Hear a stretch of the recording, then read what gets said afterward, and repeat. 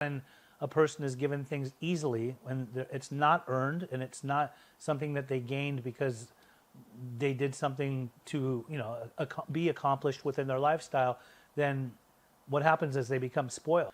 Very, very entitled, or have a certain outlook and demand or make commands of what we must do for them and what we must give them. I can't blame them. I can't blame them for having that outlook.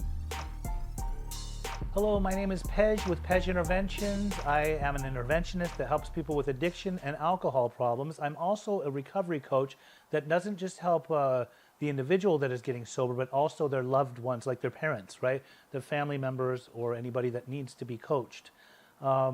Today, we're going to talk about the entitled addict or alcoholic.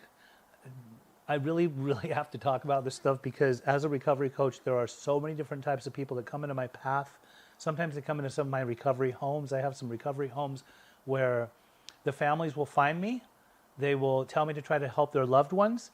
And when I'm up against trying to help them, whether they're resistant to getting the help, or they're in a pre-contemplative state, or they're actually ready to get help, then the real work starts once I get to know the individual. So it can be a very challenging job for me to have to be in the face of a person that has entitlement issues. And it's not just people that come from wealth or from, well-to-do families. Entitlement can happen with so many different types of people based off of their upbringing, how they've been spoiled, how they've been given more than they've been deserving of. A lot of times, a lot of parents have given their loved ones so many things throughout their life that, like an apartment, they'll pay for the apartment, or like a car or money, they've thrown money at them because they think, well, this is going to be what's good for my loved one. But unfortunately, when their loved one has an addiction or alcohol problem too, then they'll take advantage. So they'll use the money that they're getting for free that's been given to them that they didn't earn, and they will go and misuse the money by buying drugs, alcohol. And then on top of that, if a parent tries to regulate or put something in front of it, like a boundary, or even just get in front of enabling still, then the loved one will start to act out and behave in certain ways to where they want to get the attention of the person that's been giving them everything that they're supposed to do. So we have to ask ourselves, so who's at fault here? Is it the loved one? I mean, are they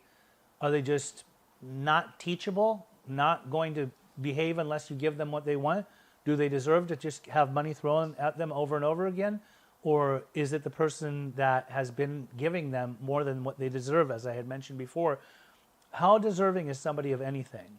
Shouldn't we be rewarded in life by doing things that are accomplished? Like if we actually have done well in school, for example, if we have actually saved up some money, isn't that when somebody should be given things? Because usually when a person is given things easily, when it's not earned and it's not something that they gained because they did something to, be accomplished within their lifestyle, then what happens is they become spoiled. So a lot of times these people that come into my path that are very, very entitled or have a certain outlook and demand or make commands of what we must do for them and what we must give them, I can't blame them. I can't blame them for having that outlook, that ideology. It's not even something that you can argue with them about or try to teach them because they don't know any better, right? It's just who they are. It's how they function. It's because throughout their life, all they are used to is being given things more than what they deserve. And so when they get these things, then they feel like they deserve it. And when they don't get these things, like the money or bills paid, then they act out. And that's exactly what we have to deal with all the time.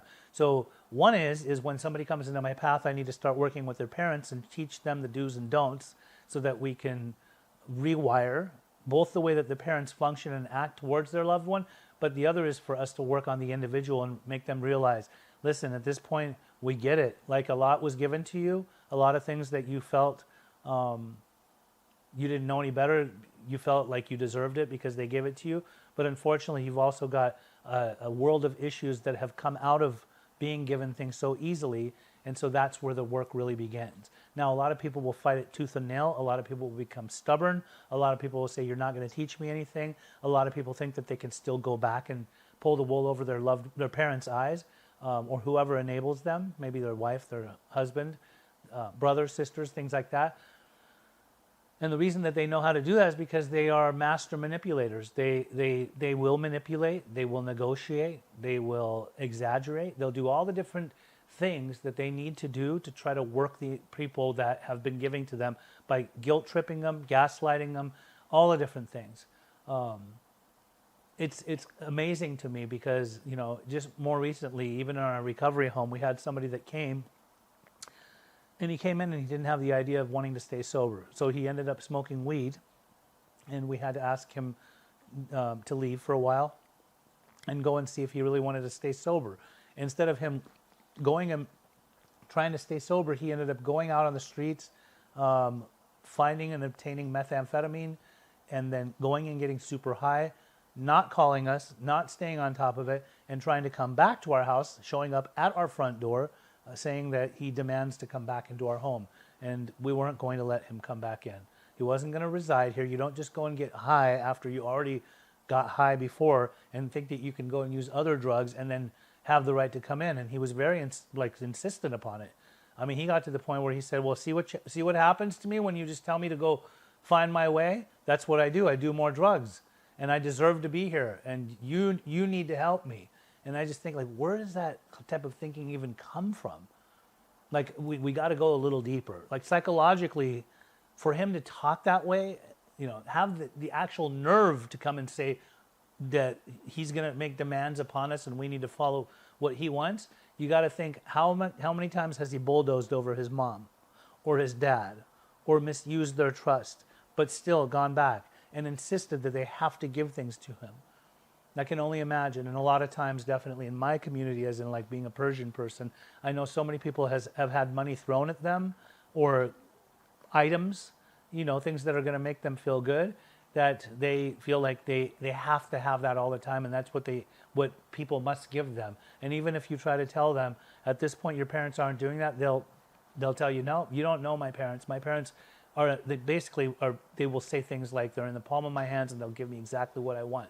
Hence the reason there's entitlement. So again, who's to blame? Is it the individual, or is it the people that are doing the enabling? Is it the people that keep on rescuing them? I often see a lot of people that are chronic relapsers that will end up going back out. And because the parents want to try to save them, or they are afraid that something drastic is going to happen, they will quickly put a safety net under them. They will quickly get them a motel room or a hotel room. They'll even go as far as giving them money, or even go as far as buying them drugs to do the drugs so that they don't go through withdrawals or things like that. Or, you know, if the loved one puts up enough of a fight or argument or puts them down enough, then the loved one's going to insist upon having these things. And so the parent caves and then will give in to them and go as far as buying them drugs in the motel room or hotel room that they're staying in, and the parents funding the whole thing. So in reality, it's the parents that are the problem. A lot of times it is the enabling parent that is actually the problem. Like, you've spoiled your kid for far too long, but now what you're doing is you're continuing to keep your loved one sick, and you're not letting them progress. So really, you're prolonging their ability to try to get better for the future. So with that said, what I can say as far as entitlement goes, it is my job as a recovery coach to not just help the individual overcome being an entitled person, but also help the family members, whoever it is that does the enabling, to learn how to stop doing that so that my job can start getting better and easier to actually work on. If this video was helpful for you, please subscribe, like. We'd love to hear from you in the comment section, and share it with anybody everywhere. PEJ from PEJ Interventions, 310-596-9356. You can call or text me for a consultation, and we can talk about getting some coaching going.